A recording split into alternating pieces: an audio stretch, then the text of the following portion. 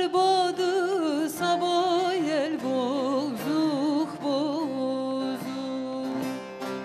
Eser badı sabah el bozuk bozuk.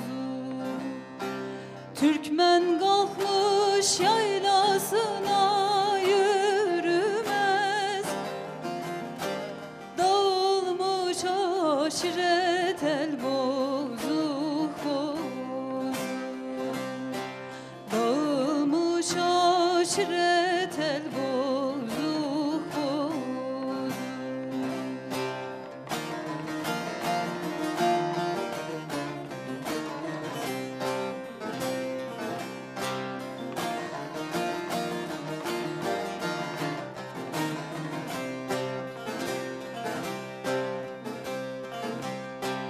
Elim tutmaz güllerini dermeye, dilim tutmaz hasta halın sormaya.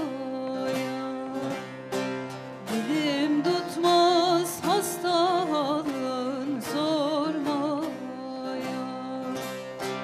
Dört kitabın manasını bilmeye, sazım düzen tutmaz tel bozuk bozuk. Sazım düzen tutmaz tel bozuk bozuk.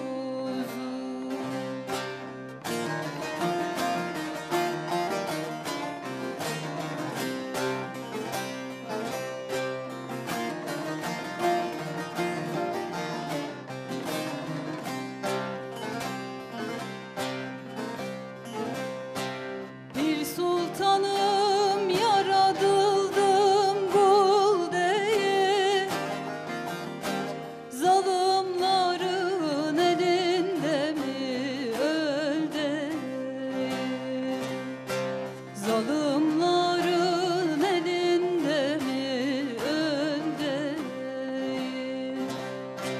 Dost haber yok